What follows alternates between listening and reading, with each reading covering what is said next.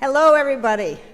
I think we'll go ahead and get started. I think some of our colleagues and many of our students are probably out doing electioneering right now, and they may come in during the next 45 minutes when we have a chance to contemplate the big issues that are in front of us. I'm so glad today to have as the third speaker in the Dean's Law and Policy series, Bringing the World into the Law School, Professor Susan Herman, whom I'm sure for all of you doesn't need an introduction, so I'm going to do a very, very short one. And one of the most salient points to me is that Susan and I started teaching at Brooklyn Law School on the same day, and we have been colleagues ever since. It's been marvelous to watch her as a teacher, as a scholar, now as the national president of the American Civil Liberties Union. I continue to learn from her, and I continue to be fascinated by all the work she's doing on democracy, on gerrymandering, on redistricting, on voter suppression, on so many other things that are of great practical as well as legal and conceptual importance to us. She's not going to have a chance to talk about everything today, but I've asked her to give us a 20-25-minute overview of some of the top issues that are on her mind right now, today, the day before Election Day 2018. Without further ado, Professor Herman. Thank you, Dean Fullerton. Dean Fullerton and I thought that this would be the perfect day to talk about democracy because we thought that tomorrow is all about results, right? Has it come to anyone's attention that there's going to be an election tomorrow? I know there hasn't been much talk about it, right? So, everybody's so into which candidates are going to win and will the House flip and what's going to happen in terms of whose point of view will prevail. So I thought that it would be a good time to start us thinking about what happens after the election, not just in terms of what bills might the House take up, depending on whether they're Democratic or Republican, but in terms of the basic questions that we have about whether we're living in an effective democracy. Okay, now how many of you before today saw something in whatever your source of news is of, oh my God, the race in some state or other is going to be totally distorted by the fact that they've. Okay, and that's part of what we're talking about. But I thought what I would talk about today is I'm not going to talk just all about the particular things about tomorrow, and I'm also not going to give you the what the ACLU is working on speech. I thought what I would do is to put on my constitutional law professor hat and to talk about the framework within which all these voting issues are coming up. Because if we start with defining democracy as government of the people, by the people, and for the people, we are not at this point living in a very effective democracy, because as I'm sure you all have already realized, it is perfectly plausible in this country, in this day, for a minority of people to succeed in controlling every level of government and every part of the federal government, and to have a minority of people setting our policies. So the question is, first, how did this happen, and what can we do about it? So what I wanted to inspire you to do, how many of you, I'm not going to ask who's voted or who's going to vote, because of course that's all of us, but how many of you have done something more than voting, tried to get out the vote, worked for a candidate, worked for election integrity, something like that? Okay, a lot of people, but I think what I want to tell you, which is obvious in a way, is it doesn't end tomorrow. Tomorrow is just the beginning. You'll see what happens tomorrow. But I want to talk a little about the constitutional framework and how the deck is stacked in favor of a minority of people being able to control the government, and what it's possible to do about that and what it isn't. And then after I talk, I would love to have an exchange where you can ask questions. You can also tell me what you're thinking, what you're doing, and what you think are the best opportunities to try to get us to be a better democracy. Now, in my PowerPoint, I want to start out with, this is a speech that I'm giving on Saturday. It's called Bridging the Ideological Divide. I'm going to give that speech to the Appellate Judges Education Institute, along with a judge from the Georgia Court of Appeals who is a Federalist Society member. And what we want to talk about is, where can you agree on what the neutral principles should be about how you run a vote, and to see, whose point of view is going to prevail. And I think, in a way, the Constitution is the villain here in part, but it's also the hero. Because when you think about it, the framers of the Constitution were people who couldn't agree about anything. You think of John Adams and Thomas Jefferson, and you other people who were the framers of the Constitution. And there were ardent Federalists and ardent Anti-Federalists who had complete and profound disagreements about what the federal government should do as compared to the states. You had abolitionists, and you had them opposed by people who felt that the states should have the right to run a slave economy. And they really couldn't agree at all on what the results should be. So instead, what they put into the Constitution were neutral principles for how we would decide who gets to make those decisions.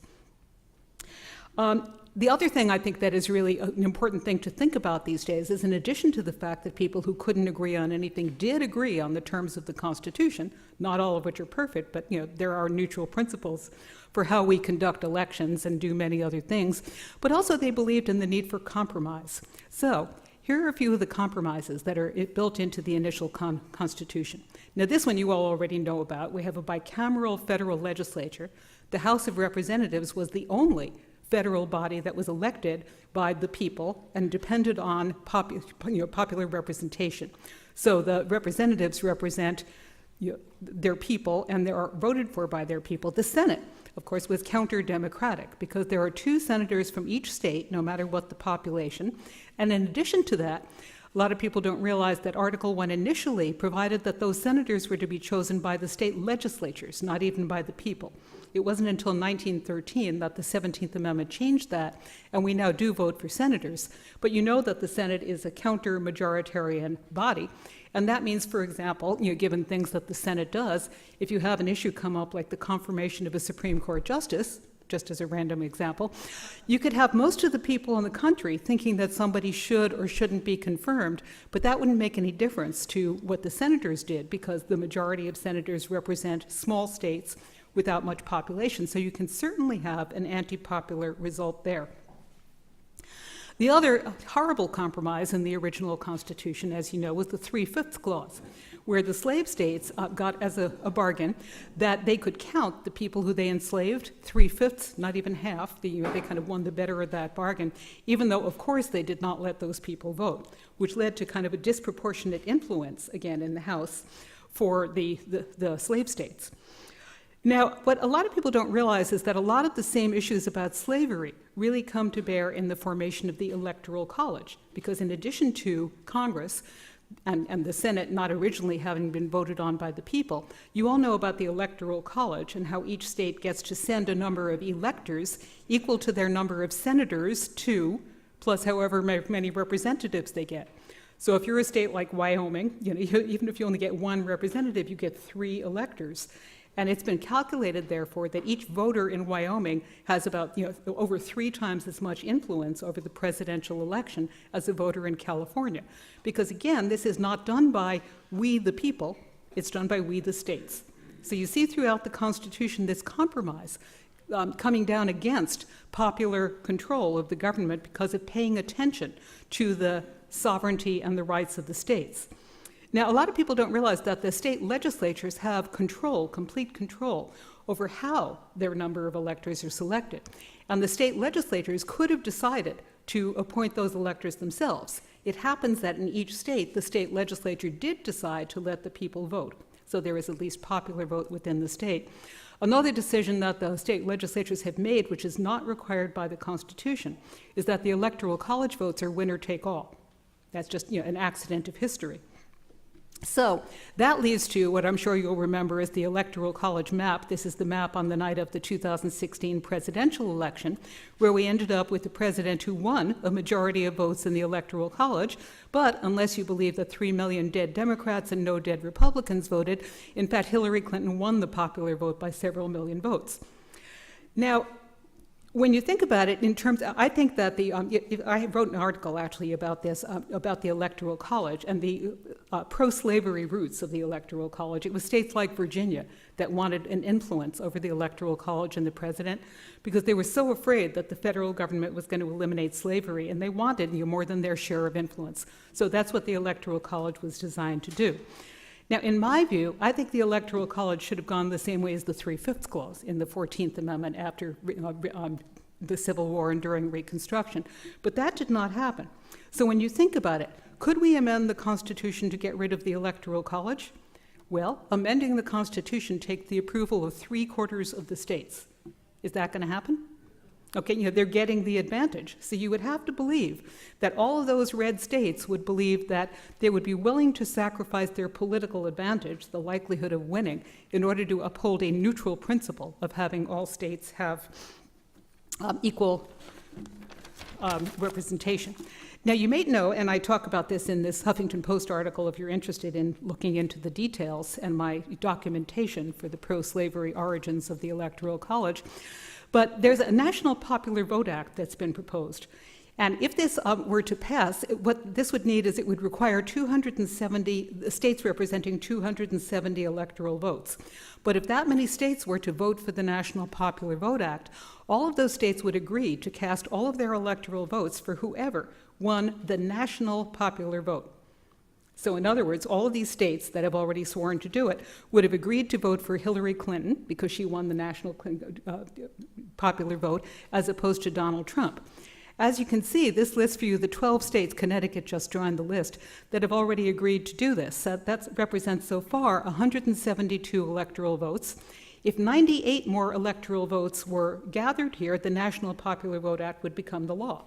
And I think, so far as I can tell, I think that's constitutional. I think the states could do this workaround if they wanted to. They've had a lot of leeway. So here you have, this is from the National Popular Vote Act website, if you're interested in looking into this. The bill has passed at least one house in 11 additional states, and this is interesting, right? Arkansas, Arizona, there are a number of states in which the people are looking to the idea of having more neutral rules about whether or not the president should be somebody who's been selected by a majority of people. I think, again, the reason why more states are not willing to do this is they see that they're getting an advantage for their point of view of a majority of people in their state. However, I think that sometimes we have to question the assumption that expanding the electorate or allowing for a popular vote to be determinative would necessarily favor Democrats. Although the last two presidents who won the Electoral College but not the popular vote, that was George W. Bush in 2000 and Donald Trump, were Republican. If John Kerry had won one more state, if John Kerry had won Florida in 2004, he would have won the electoral vote without winning the popular vote. So the example could be either way around. It could well be that Republicans would be disadvantaged as well as Democrats. Okay, so that's the basic story. The Senate isn't going anywhere. We're going to end up with a Senate that still has 2 senators per state, no matter what the population is. The National Popular Vote Act, however, is something that you might find interesting, especially if you have a connection with one of those states that's in the maybe column, because this would really make presidential politics completely different. The other major statement in the Constitution, and this is in Article 1, is that, number one, the states got to decide who would vote, and at that time it was only vote for the House of Representatives, but now it's also vote for the Senate and vote for the electors for the president. And the only limit that the Constitution put on them was that they had to use the same qualification rules that they used for who could vote for, who is eligible to vote for, the most numerous branch of the state legislature. And that was a way of sort of ensuring good faith, that whoever they thought was the appropriate electorate. Now, we all know that at the time of the Constitution, there were very few people who could vote, right? No women could vote, no people of color could vote, men without property couldn't vote. So it's been estimated that in New York City, about 1/6 of the adult population were actually voters. Now, that changed over time, but that was one important decision that the Constitution left to the states. The second, which we see a lot of results from today, is that the time, places, and manner of holding elections for senators and representatives shall be prescribed in each state by the legislature. Okay, and that's where you're hearing all these voter suppression laws and gerrymandering, et cetera, which I'll go through quickly.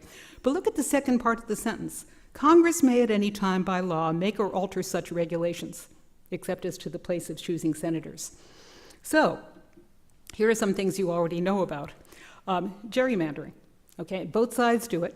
I was going to do the interactive map, but we can do that later if you're interested, if you want to look at a particular state. But both sides are doing this. The ACLU, in 2 cases last term, took the position in the Gill case that the Republicans in Wisconsin should not be doing partisan gerrymandering and that the Democrats in Maryland should not be doing partisan gerrymandering. So to me, this is not only a question of who's more likely to win if we change certain rules, but the idea of can we all agree on what are neutral principles. Now, at this point of time, it's easier for Democrats to argue to expand the vote and fight partisan gerrymandering because at this time it's believed that we would get an advantage. But I think, again, not altogether clear. Okay, so what has Congress done about this? Well, one thing that Congress has not done is they never made Election Day a national holiday. That would be one way to ensure that a whole lot more people would vote. Congress also, for 100 years after the Civil War, did nothing to enforce the 15th Amendment and ceded control altogether to the states. The Constitution was amended, starting with the 15th Amendment, to say that states could not prohibit people from voting on the basis of race. And then we've had other amendments expanding the electorate, telling states that the one limitation they can't adopt is they cannot deny or abridge the right to vote on the basis of sex, on the basis of ability to pay a poll tax, or on the basis of age, if people are 18 or older. But you all know that despite the 15th Amendment, the states had many creative ways under the Jim Crow laws to keep people from voting. This is a Wheel of Fortune-like thing that's at the Civil Rights Museum in Memphis, Tennessee. A great place to visit if you've never been. It's in the Lorraine Motel where Martin Luther King was assassinated. And you can spin the wheel and see one of the dozens of reasons that people were given for why they couldn't vote. You fail to appear at registrar's office within 10 days of receiving notice, your name is dropped from the voting rolls. You underline the answer to question 4 instead of circling it, your registration is denied. You fail to find the registrar's office, which changes location every month, you can't register today. Okay, now some of these things are sounding familiar again. So the first time that Congress actually did something about Voting Rights Act about voting rights to implement the 15th Amendment was the path through Selma, and it was the Voting Rights Act of 1965, which put all branches of the federal government on the case. So in addition to providing that people could litigate in federal court if they were being denied their voting rights under the 14th and 15th Amendments, the Voting Rights Act of 1965, you probably know, also required the Department of Justice to pre-clear anything that might be a limitation to ability to vote in a number of jurisdictions that had a history of racial discrimination in giving access to the vote. Long list of pre-cleared organizations. Congress has passed 2 other acts about registration. One, the National Voter Registration Act of 1993 under a Democratic president, Bill Clinton. The other, the Help America Vote Act of 2002 under a Republican president, George W. Bush. So those are now additional federal rights. Now, I'm sure you also know that the Supreme Court in this area has not been helpful. In the 1960s, to say the least. In the 1960s, the Supreme Court did promote democratic voting in Reynolds versus Sims, providing for one man, one vote. Number of different cases promoting voting rights, but in the Shelby County case, the Supreme Court looked at the voting rights provision and they looked at the list of districts that were covered and said, well, that's not fair because nobody has looked recently to see if in fact those are the only districts where there's been discrimination or whether there's been discrimination lately. Now, we could say a lot more about Shelby County, but one of the things that happened as a result of Shelby County was that a whole lot of states looked for the opportunity to pass new laws when they were no longer required to go through pre-clearance. Texas almost immediately came up with a very restrictive set of voting provisions. Another issue, which is very much in play these days, is the felony disenfranchisement. You probably know, too, that over 6 million people in the United States can't vote because they were once convicted of a felony. And it turns out to be very racially disproportionate. 1 of every 13 African Americans, 1 in every 56 non-black voters. So I'm going to talk in a minute about what you can do about that. One other important part of the story here in terms of what the states have been doing is in the 2008 election, we had the most diverse electorate in United States history. Almost immediately thereafter, before the 2012 presidential election, there were 27 measures passed or implemented in 19 states to make it harder to vote. The Supreme Court in 2008 upheld a voter ID requirement in an Indiana case, saying, well, if they want to do that, it's about voter fraud, which we all know there's absolutely no evidence that there's been any voter fraud. But the Supreme Court gave a green light to this kind of law. And in fact, the kinds of claims that were being made in Crawford, that there's a discriminatory impact of voter ID requirements, has now been proven in Wisconsin, which had adopted a pretty draconian ID law. And in fact, there have been studies now of the Wisconsin race showing that there were a whole lot of people who in fact were deterred, 80% of whom had cast votes in the 2012 election, 3 times as many low-income registrants, more than 3 times as many African Americans. So the idea that the voter ID laws, and this is something that a lot of people in the country think, well, doesn't everybody have a driver's license? Well, who doesn't? So Shelby County, as I was saying, really encouraged an additional number of states. So between after the 2010 election and after the permission from the Supreme Court and after Shelby County, we now have 24 states putting in place new restrictions, et cetera. So again, just cutting back early voting opportunities, making it harder for people to register, a whole series of things. Okay, so you've already seen things in the states. I picked out these two examples, the North Carolina voter ID law that makes it extremely difficult for Native Americans to vote because they don't have a street address. They usually use post office boxes. And I'm sure you've read, there have been many chapters of that. Plus the question of blocking voter registrations and other things in Georgia, where the Secretary of State, in fact, is running for the governor. What other states have you seen where there have been shenanigans like this, or trying to keep people from voting? Yell out some states. Ohio, okay. Okay, so there are a number of states that are doing this, generally called voter suppression law, and it's clearly, it was after the 2008 election, and then after the permission in Shelby County and in Crawford to do this. The latest, this is a last term case, Husted versus A. Philip Randolph Institute. This was an ACLU case in Ohio, where Ohio was purging voters, short answer, because they hadn't voted for 2 years, a little bit more complicated than that. And the Supreme Court said, oh, that's fine. It's consistent with, this was not a constitutional claim. It was consistent with the National Voter Registration Act, which was what it was claimed to conflict with. So now there are a lot of states that are using this purge method of just purging voters from the rolls, usually coincidentally, the minorities or the low-income people. Which is not to say that litigation can't work. This was an ACLU lawsuit against Chris Kobach, who's running for governor in Kansas, and who was for a short period the head of the so-called Election Integrity Commission that President Bush started. I sort of think of that as like putting a germ in charge of a hospital. But anyway, so the ACLU won this case against Mr. Kobach, who wanted to require that people would have to show proof of citizenship in order to vote. Again, we know what the consequences are, and there is no reason to believe that there's fraud. Okay, so let's get to possible solutions. So one thing to watch tomorrow is, in addition to the House of Representatives and who wins different elections, watch for ballot initiatives in these 4 states, Michigan, Florida, Nevada, and Maryland. In Michigan, Nevada, and Maryland, there's actually ballot initiatives to actually change the rules of the state, change the Constitution, in places where it looked like you couldn't get the legislature to agree to change the rules, to do things like adopt automatic voter registration. Just make it easy for people to vote. So we'll see what happens in those 3 states. Florida is even more dramatic because Florida is a ballot initiative designed to re-enfranchise over 1 million people who have been disenfranchised because they were once convicted of a felony. So here's one of the ads for that. And again, that has to be a ballot initiative. The Florida legislature cannot change this because it is written into the Florida Constitution. And the Florida Constitution adopted this during Reconstruction explicitly, according to a number of the people who added this provision, to try to keep the vote white. Now, one of the things I wanted to show you about this and what has to happen these days is a very bipartisan group here. In addition to the Florida Rights Restoration Coalition, involving the ACLU and the League of Women Voters and the Brennan Center and people you would expect, we also have the Christian Coalition of America, the Florida Conference of Catholic Bishops, because they care about redemption. They come at this from a religious point of view. They think people are entitled to redemption and a second chance. The Freedom Partners Chamber of Commerce, including the Koch network people, totally in favor of reentry and giving people, the ability to get back. And Florida Tax Watch, which is concerned because it turns out that there are dollars involved here.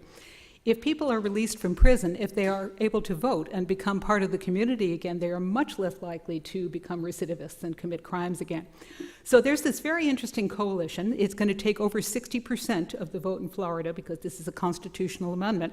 But this has been polling very well, like 71%. So we're optimistic that this will pass. There's hardly any organized real opposition to this. And there's this really interesting coalition favoring it. The price was that there is compromise here. I didn't show you the actual words of what's happening here, but not everybody is going to be re-enfranchised who's convicted of a felony. There's a major exception for anybody who's been convicted of murder or a felony sexual offense. Okay, that was marketing. It showed that you could get probably enough votes if you left those people out, and you couldn't if you included them. So the re-enfranchise campaign itself is a bit of a compromise. Okay, just a couple more things to show you in terms of where we might go from here. So there is automatic voter registration is a major drive in not only the 3 states where I mentioned that it's on the ballot tomorrow, which aren't highlighted here, but a number of states have already approved automatic voter registration. And you notice which column New York is in? Not one of them. So what the ACLU is doing, in addition to all the litigation and et cetera that you can look up on our website and lobbying, we have this program called People Power, which is a 50-state campaign. And if you go to People Power on the ACLU website, you can click on any state and you can find the program for that state. The program in New York includes a number of things, including automatic voter registration, allowing early voting and no excuse absentee ballots. New York at this point requires that you register, you probably know this, up to 25 days before the election. Even allowing same-day registration for people who want to vote has been shown to increase the turnout by about 10% in the presidential elections, not in midterms. Mostly, again, affecting people who are low income, who are minorities, et cetera. You may not be aware that New York is actually one of the worst states in the country. We're in the bottom quarter when it comes to voting turnout. And those are some of the reasons. They're structural reasons. Governor Cuomo is actually in favor of these reforms. The legislature is kind of on the case. So it may well be that before the next election, New York will have better registration laws and better balloting laws in effect, so that in fact, whatever New York votes and comes up with would be more likely to reflect what the people of New York actually think, as opposed to those people who manage to, climb all the hurdles and obstacles to get to vote. Okay, so where I wanted to end was by summarizing some of the websites you could go to if you wanted to, if one of these particular forms of activism is something that you'd like to look into more or think about after tomorrow, after the dust settles. The National Popular Vote Act, again, those additional states, a dozen more states, and we would be effectively rid of the Electoral College, even though we can't amend it out of the Constitution. Automatic voter registration in quite a number of states, and again, red states as well as blue states, have been very interested in just the idea that people should not have to work so hard to get to register to vote. Bipartisan redistricting, a number of states, including Arizona, have actually decided that that's a fair thing to do. Instead of having the districts flip every time the state legislature flips, make Election Day a holiday. Okay, that's another one. And the Voting Rights Advancement Act of 2007, which nobody's really been looking at much lately, but that would put the Voting Rights Act back on the map by having Congress either approve particular districts that would be covered again, or just have everybody covered. There are a lot of things that they could do to revive the Voting Rights Act, which again are not on the table right now, but perhaps could be. So the federal solutions, in fact the congressional solutions like Voting Rights Advancement Act and Election Day, making Election Day a holiday, could well depend on who prevails tomorrow, whether the House of Representatives flips and might be introducing different legislation. But a lot of these other measures will continue to take place in the states. You probably know that the Supreme Court last year declined to do anything about partisan gerrymandering. They just decided that wasn't a problem for the courts. And so it's been left to the states to do. Some states, like Arizona, have formed a bipartisan redistricting commission. Other states are thinking about it. You may know that in Pennsylvania, the Pennsylvania State Court looked at partisan gerrymandering and found that it was unconstitutional on the basis of the Pennsylvania Constitution. So I think that after tomorrow, after the dust settles, there's going to be a lot to think about in terms of where do you start and how do you work in these different states, and what are good places to start in a state that you may be connected with. I don't think that this is just a matter of how do the Democrats do better next time. I think it really is a matter of getting back to our constitutional principles, that we should have neutral rules for how we vote. We are going to disagree about the policies we'd like to adopt, but we should all be able to agree, one would hope, on what are neutral principles to make sure that everybody has a fair chance to vote. And to me, part of having a better democracy would mean making it more likely that whatever a majority of people want to vote for will end up being our policy. So the last thing I want to say is if the framers of the Constitution, despite all of their disagreements, their own hyper-partisanship, of which they had quite a bit, could manage to come up with compromises, even though some of their compromises don't look that good to us today, I think the very process, the idea of neutral principles and the idea that sometimes you need to compromise to agree with the other side in order to move forward, is something that really should be a beacon to us today and be encouraging. Okay, well, thank you, and I look forward to your questions and comments. Okay, so we have some microphones. Who would like to start by either asking a question or making a comment? And again, I would love to hear about what you're thinking about where we go after tomorrow to improve our democracy. Okay, Steve Dean is going to be first because he's in the front and has the microphone. Larry, I think there's a mic in the back too. Hi, thank you, Susan. Wonderful, and so happy to hear that all this is happening. I'm wondering where the U.S. stands globally. I know, so Australia, as I understand it, voting is mandatory, so I know we're not near the top in terms of voter turnout and how easy we make it to vote. But how do we stand generally? I know we're not the worst. Right. Well, I think I don't have the figures, but my general impression, and somebody may have more specific information on this than I do, is I think that we are certainly not among the top countries of voter turnout. I think our voter turnout is extremely low. As you say, places like the Brazil also has mandatory voting, and that's an interesting thing too. Do you think we should move to mandatory voting? I think we're a long way from that. I think that would be harder than a lot of other kinds of things that I'm mentioning here as possible fixes. We do require people to serve on juries. We require people sometimes to serve in the military if we have a draft. So it's not true that everybody has a choice up to what extent they want to participate in the federal government. Sam, I think Sam had comments on Australia about this. So Sam, why don't you comment now, and then we'll see what Larry wanted to talk about. All right, let me tell you a little bit about Australia. Of course, I'm not a constitutional law expert, but Australia has many similarities with the United States. Apart from having a common law system, in 1900, you had colonies, British colonies, which happened to be on the same landmass, came together and they decided, let's form a federation. And so they looked around and they said, so which model do we get? The United States was readily picked. And so the Australian Constitution is very similar to the United States Constitution, except they left out the Bill of Rights because they thought Aborigines were going to use it. They said, you don't need a Bill of Rights because the common law already protects your rights. Of course, that's so very well if you're majority population. Aborigines actually couldn't vote until late in the 20th century, mid-century. So you don't have a Bill of Rights, you have a House and Senate, very similar. Gerrymandering is a problem too. At one point, the southern states, which are the most populous, most of you know them by the cities, Melbourne, which is Victoria, and South Australia, which is Adelaide, New South Wales, you all know about Sydney. Anyway, they're the most populous and the most liberal, and they were always complaining that conservative states like Queensland really, well, the gerrymandering was so bad. At one point there was a joke that sheep have a vote in Queensland, But what's interesting is some of the things you've just mentioned would make a lot of difference. Making the voting day a holiday. In Australia, voting is always on a Saturday. You have a majority of Christian countries, so everybody's off on Saturday. It's a public holiday. Voting is compulsory. I don't recall anything like registration because the government already has your information. If you're a citizen by birth, they've got that information. If you're naturalized like I was, my kids were citizens by birth, they already have all that information.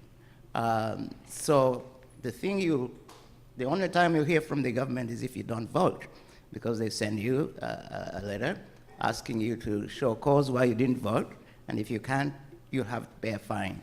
And the turnout is in the high 90s. Let's see what else. The Senate, which is very similar, counter-majoritarian and anti-democratic as it is here. But what's interesting in the Senate, you have the two major parties. You have the Labour Party on the left, and you have the Conservatives. Interestingly enough, they call themselves liberal. They call them the Liberal Party. So in Australia, if you want to talk about liberal the way we know it, you have to say small L liberal, because otherwise you'd be talking about conservatives. Anyhow, the control of both House and Senate is almost evenly divided. And what's interesting is usually you may get a couple of votes majority, but what's interesting is there are some smaller parties. Like in the Senate, there is a party called the Democrats. They're very small, but they hold a balance of power. And even during the elections, they'll be telling you, vote for us so that we can keep the bastards honest. They know they will never control the government completely. So a number of things you can change here. So for instance, very quickly, birthright, citizenship. It was like that in Australia. My kids were automatically citizen. I was naturalized. But they changed it by statute because it's not in the Constitution. So basically what they've done is you cannot get citizenship by birth unless one of your parents is a citizen or a permanent resident. I think that's about it. So yeah, there are many similarities. But An interesting, different example. So 2 comments in light of what Sam was saying. One is, I know in Brazil they don't actually punish you if you don't vote, but you can't expect the federal government to do anything for you. So in order to get a passport, you have to show that you voted. So it's not punishment, it's carrots more than sticks. The other thing I wanted to say, because of Sam's, you're talking about Australia not having a Bill of Rights, is that there's another kind of answer that you could give to the question of, do we live in a democracy? And that's a much more positive answer, which is, no, we don't, because we live in a constitutional democracy. And therefore, we're not only about majority rule, we're also about your rights. And rights can trump what the majority wants to do. So that, kind of a different face of democracy. Larry, what did you? Yeah, well, I wanted to ask about voter ID. Because I spend a lot of time in Europe each year, and most of those countries have national ID cards. You kind of get them automatically at a certain age, and they vote. So it's not just a matter of having an ID card. There's something about the culture here of knowing who's going to have trouble getting one as part of an effort to make sure that the undesirables aren't going to vote. But I don't really know whether it's about ID card. Do you have ID cards in Australia to vote? Do you go in with a card? No. But in continental Europe, most of them, when you're a teenager or something, you just get your card, and you keep it, and they have it, and they have an ID number. I don't think anybody thinks they're used abusively. It's a tax ID number and a citizenship number if you're a citizen. So. I guess I wanted to ask about the use of these ID cards, and sort of a comparison about what's not bad about them in, say, Germany, and what's terrible about making sure that elderly people and people not of means can't vote here. Because I don't think it's about the cards. I think it's about guessing who's not going to be able to get one easily.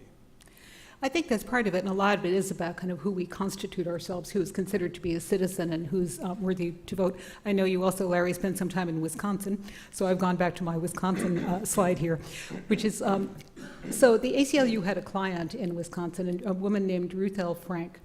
And Ruth L. Frank had voted in elections since 1948, and when Wisconsin came up with the new voter ID law, she couldn't meet the requirement to show a government-issued ID to get her, or a document proving her birth to get the government-issued ID card because she'd been born at home, not in a hospital. And so she didn't have the hospital record of her birth. The birth certificate that was filed had a misspelling of her maiden name, and that was the only proof of her birth. And therefore, in order to get a government-issued ID, she would have had to go to court and spend several $100s to get that record corrected in order to have the document that would enable her to get the government-issued ID. Then she would have had to actually get the government-issued ID, which would have meant going to the office. She had just had a stroke, and she was elderly. And to her, this was too big a deal. She couldn't do it. It was prohibitive. And what most people say, what's the big deal? Everybody has a voter ID. And what the courts did require is that if a state like Wisconsin or Indiana was going to have a government-issued voter ID requirement, they would have to make it possible for you to get one if you didn't already have one. So they offer alternatives, but nevertheless, look at the figures in Wisconsin. The voter ID law meant that it was extremely difficult for some people to vote. Now, voter ID is just one of many areas in which the polling is very different depending on whether people are Republicans or Democrats in terms of whether this is a good idea. Some of the problem is I think we have the disconnect about what are the facts, and many Republicans will tell you that this is to prevent voter fraud, and who knows how much voter fraud is actually out there, and why shouldn't you have to show who you are in order to vote?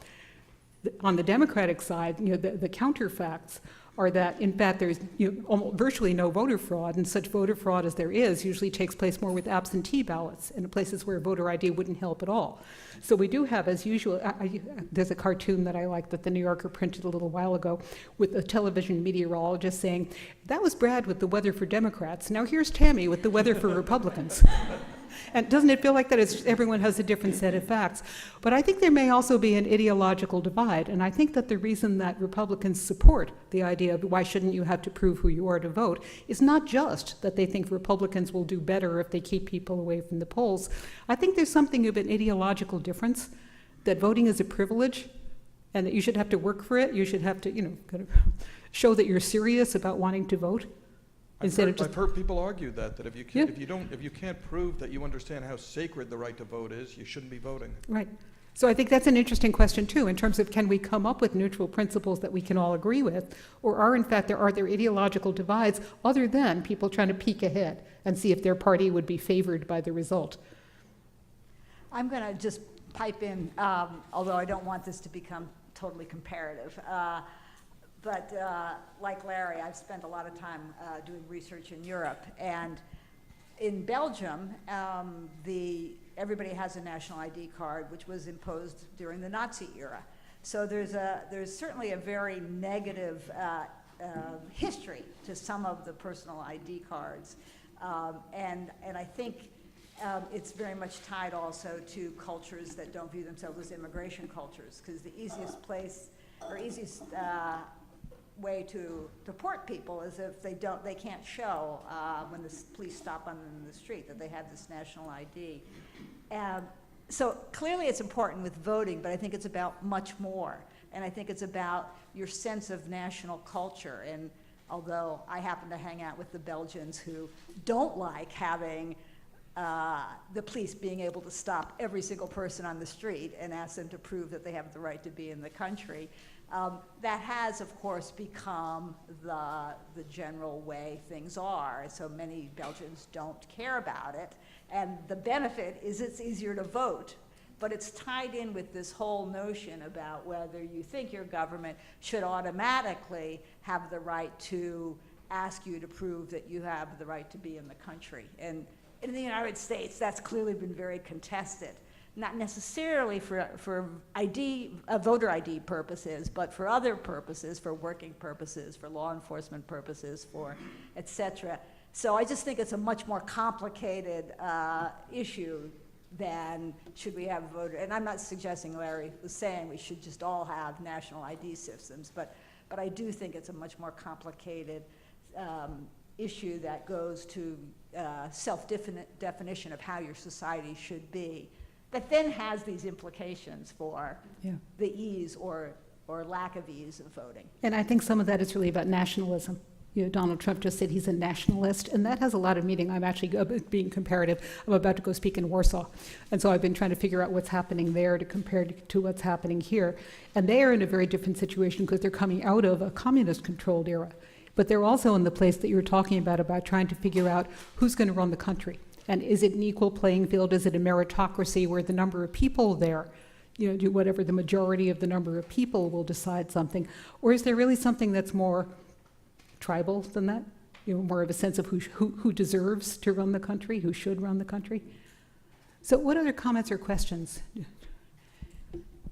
Kim Aquino, 1L here at BLS. I was wondering if you can kind of speak about where we stand in terms of the census and what's going on with them trying to add the immigration question, the citizenship question, and how, because I'm sure that affects certain things like districting and amongst other things. So I'm just curious where we stand with that.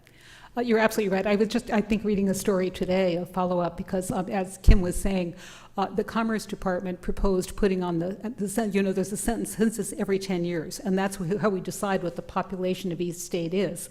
And what hinges on that, as Kim was saying, among other things, is how many representatives does North Carolina get in Congress as compared to Arizona or whoever. So it's important who the numbers are.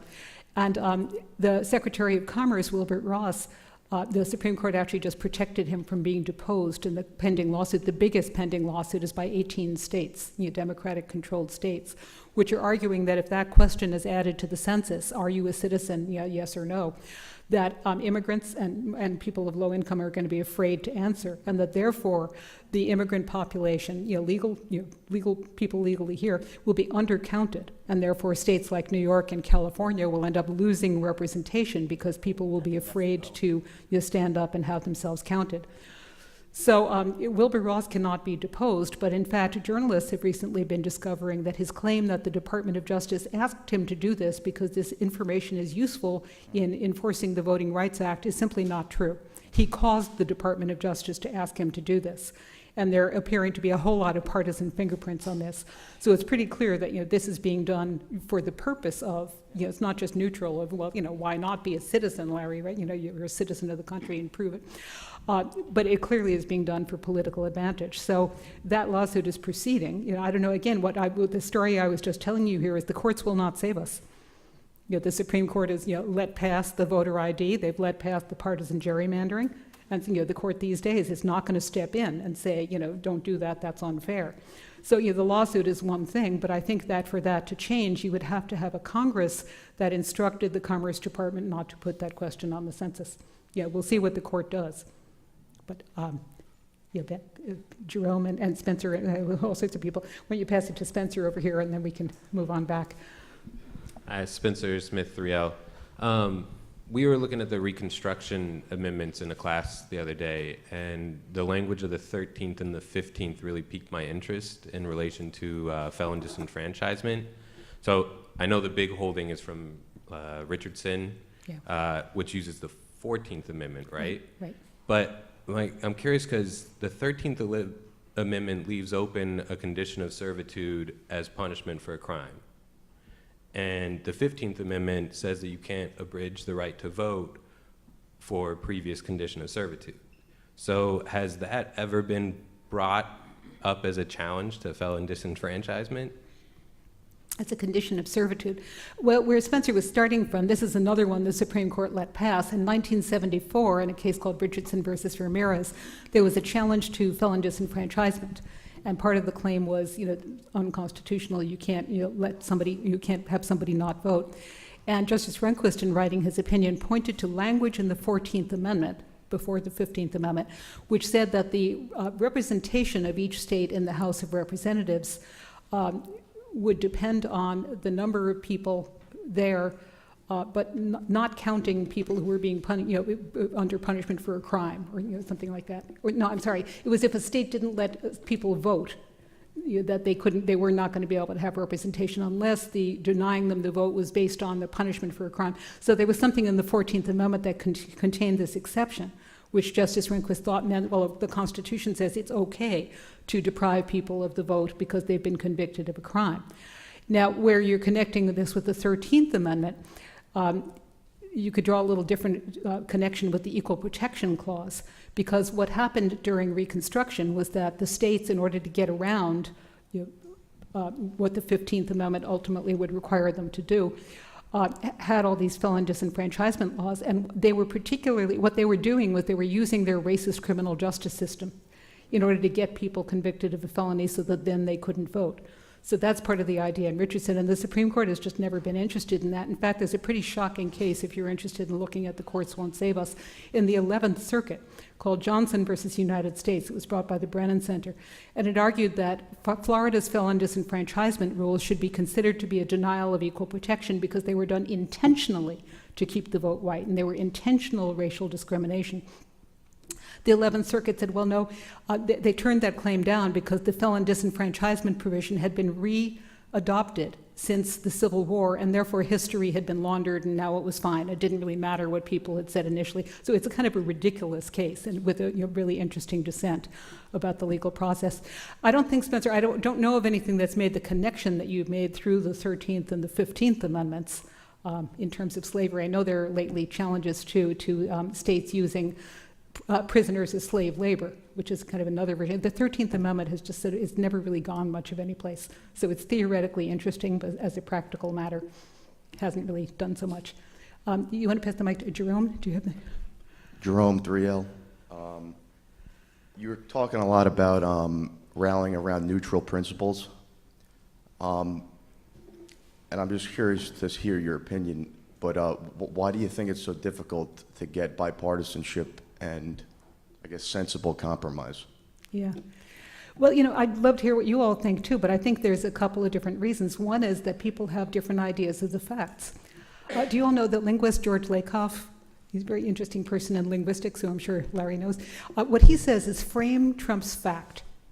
And if you believe that the federal government is taking away too much of your money in taxes, and if somebody tells you that we don't have enough money to keep the lifeguard station open, you're going to be saying, well, those are the breaks, or, we didn't need them anyway. Whereas if your frame is government does good things for us, and therefore I should be paying taxes, and it's really important to have the lifeguard station, then the lifeguard station closes and you think it's awful.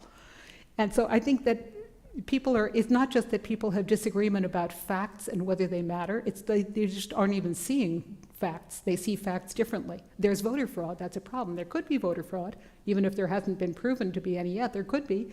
And therefore what's wrong with the voter ID requirement is one point of view. The other point of view is if you in fact adopt this voter ID requirement, even though it appears to be neutral, it will have the result of making it much more difficult for some people to vote than others, therefore it's a bad idea. And those two ideas don't seem to meet in the middle. So in terms, Jerome, of what we can do, I think what we have to do is to get past those individual arguments about is there or isn't there fraud, and somehow we have to get back to finding a common frame. Not just the two opposing frames where we just have two different concepts of what the issues are and what evils we're trying to prevent. Because it seems to me that's where people are disagreeing. What are the most important evils that we should be trying to prevent here? And for a Republican, it seems that the evil, if you want good government and authoritarian and everyone's following the rules, the more important evil to prevent is to make sure people aren't cheating the system. And for somebody who's on the other side, the inclusion is more important. And I don't know that we can get over that, but I think we have to try to get past that in the same way that John Adams and Thomas Jefferson could get past their very severe individual differences about point of view to just try to come up with a system to decide who's going to get to decide in what seems to everybody to be a fair way.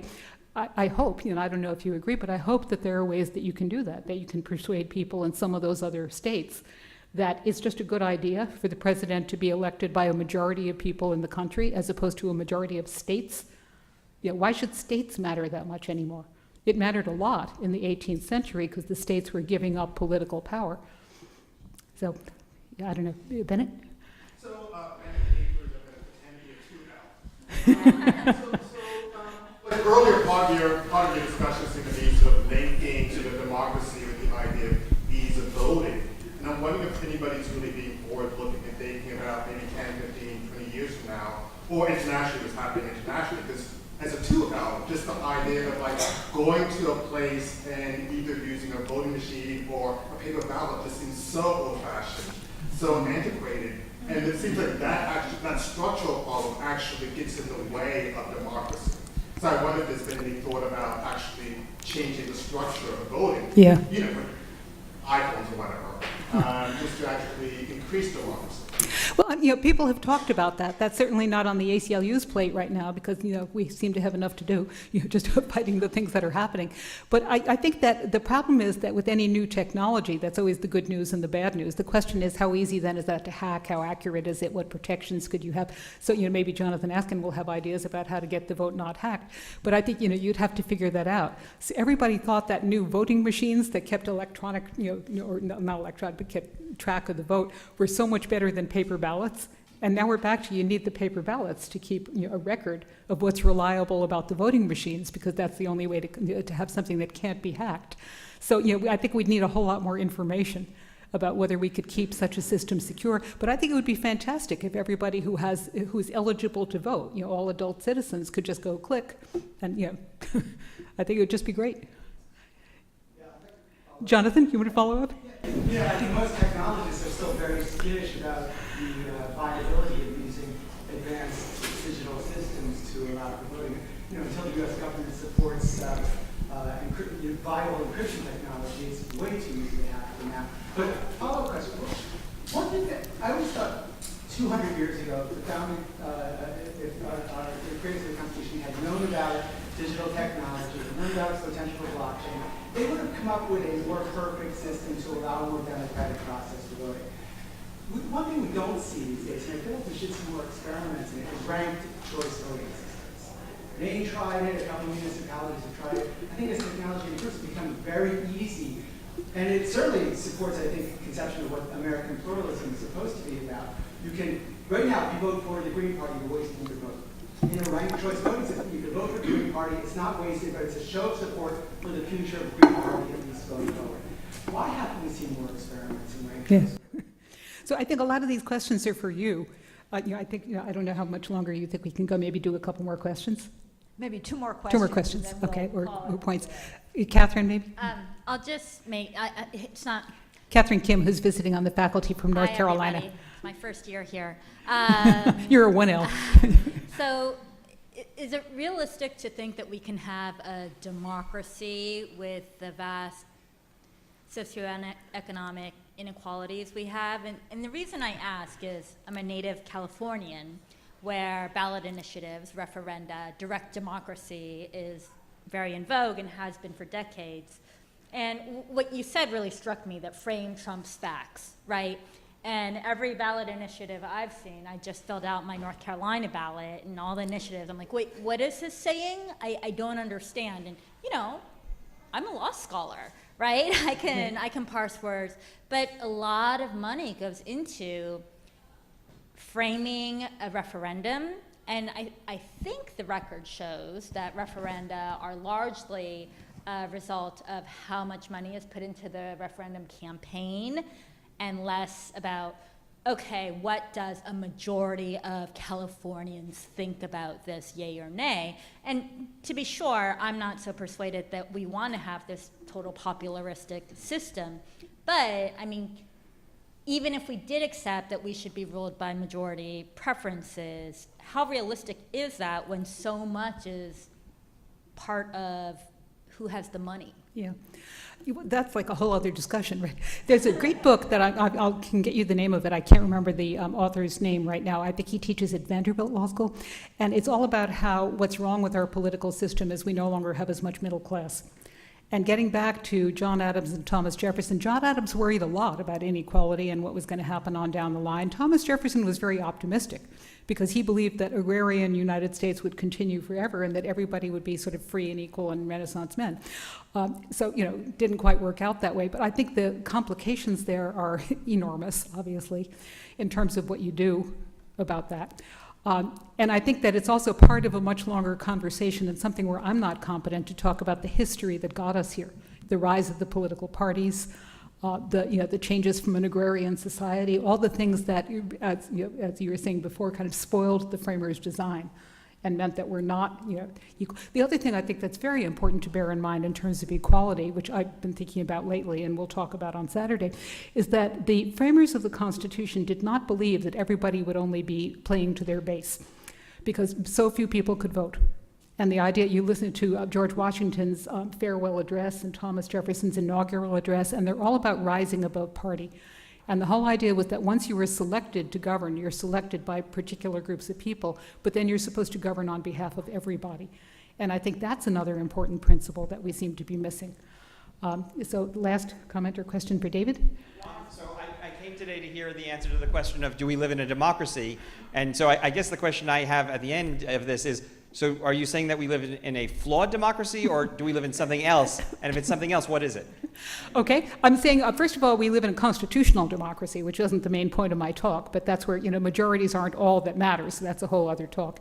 On the other, I would say we do live in a flawed democracy, and I think the question that we all need to struggle with after tomorrow is how much better can we make it? So I had thought that our design was that we could have this talk the day before the election to say you're not done tomorrow. Whoever wins or loses, regroup, celebrate or mourn, whatever you do, and then we have to go on to figure out the next chapter. I was imagining, I think that a lot of the students were kind of occupied with the election itself. They're off getting out the vote or whatever they're doing. But I hope that after the election, we can have a continuing discussion. I know the BLS ACLU is interested in a discussion about voting. And I think the continuing discussion after everybody's regrouped after the election to talk about, okay, where do we go from here?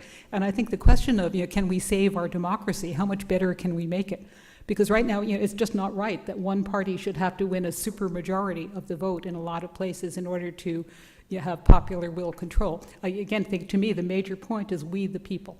And maybe in the 18th century, we, the states, looked like an equal competitive idea. But I'm just not sure how true that should be these days.